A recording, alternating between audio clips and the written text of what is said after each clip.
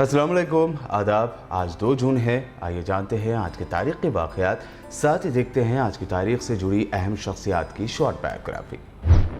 2 जून 1953 को ब्रिटेन की queen Elizabeth second का राज तिलक यानी ताजपोशी की गई। इसके साथ वो United Kingdom, Canada, Australia, New Zealand समेत कॉमनवेल्थ कंट्रीज की क्वीन बन गई थी।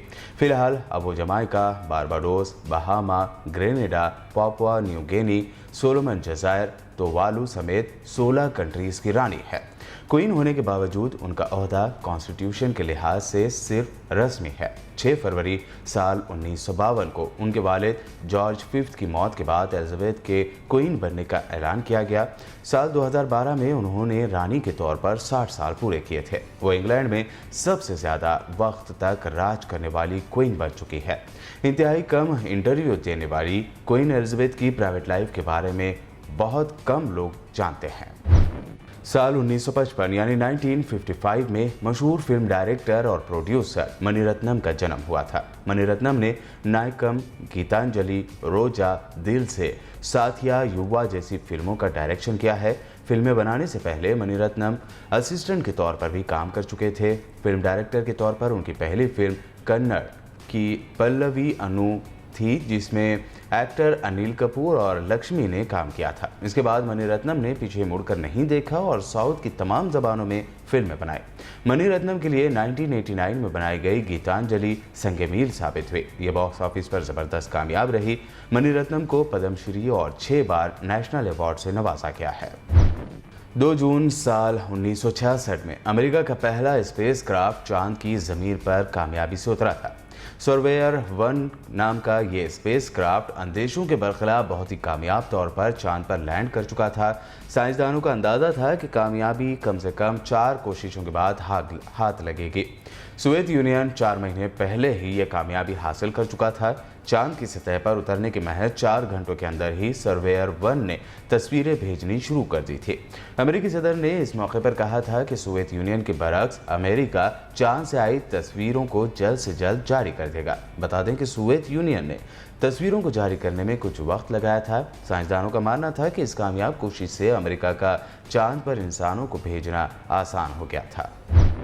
बॉलीवुड के अजीम एक्टर, डायरेक्टर, प्रोड्यूसर और शोमैन राज कपूर ने साल 1988 यानी 1988 2 जून को ही आखिरी सांस ली थी।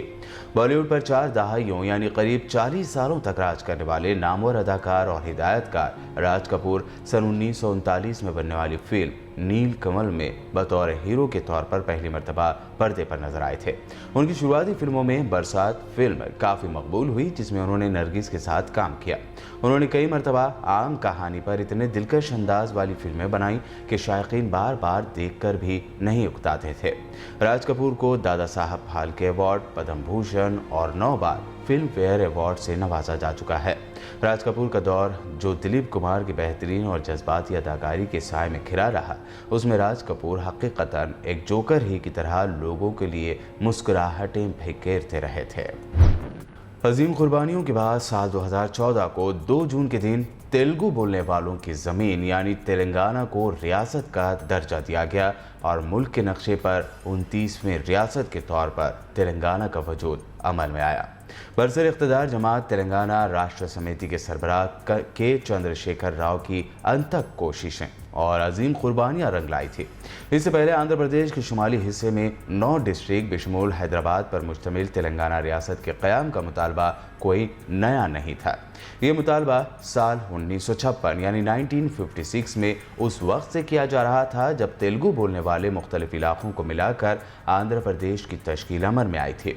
तारीख़ी एतबार से तेलंगाना का इलाका निज़ाम हैदराबाद की आसिफ जाही सल्तनत का हिस्सा था। साल 1948 यानी 1948 के दौरान हिंदुस्तान में हैदराबाद के इंज़माम के बाद तेलंगाना को कुछ बरसों तक एक अलग रियासत की हैसियत हासिल रही। जब ज़बान की बुनियादों पर रियासतों की तश्कील जदीद के लिए फजल अली कमीशन कायम किया गया तो इलाके के अवाम ने अपने लिए एक अलहदा रियासत के मौक़िफ़ का मुतालबा किया था, लेकिन उसे कबूल नहीं किया गया और इस इलाके को साहिली आंध्रा के साथ मिलाकर आंध्र प्रदेश का नाम दिया गया।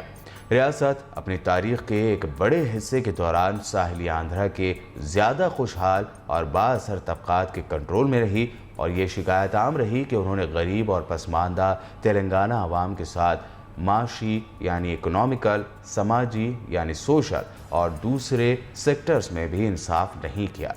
चुनांचे वक्फे वक्फे से तेलंगाना को अलहदा रियासत बनाने का मुतालबा सर उठाता रहा। साल 2001 के दौरान ये मसला उस वक्त शिद्दत के साथ उठा जब तेलुगु देशम से अलायदगी अख्तियार करने वाले चंद्रशेखर राव ने तेलंगाना राष्ट्र समिति के नाम से अपनी अलग पार्टी बनाई और तेलंगाना के लिए अपनी मुहिम का आगाज़ किया।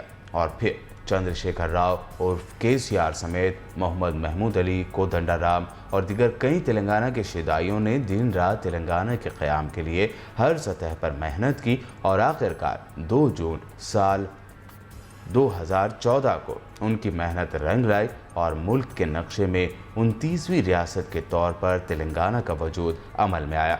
आज तेलंगाना के क़याम के लिए हर सतह पर लड़ाई लड़ने वाले के चंद्रशेखर राव रियासत तेलंगाना के वज़ीर आला हैं, तो वहीं मोहम्मद महमूद अली तेलंगाना के होम मिनिस्टर हैं। तेलंगाना के क़याम के बाद के चंद्रशेखर राव ने रियासत को सुनहरा तेलंगाना बनाने का नारा दिया है और इस नारे को कामयाब बनाने के लिए वो अपनी तेज़ तरीन कामयाब कोशिशें जारी रखे हुए हैं। 2 जून को होने वाले और कौन से तारीख़ी वाक़े के बारे में आप मज़ीद जानते हैं, कमेंट करके ज़रूर शेयर कीजिए। हमारे चैनल को सब्सक्राइब करना और इस वीडियो को शेयर करना हरगिज़ भी ना भूलें। देखते रहिए BBN चैनल।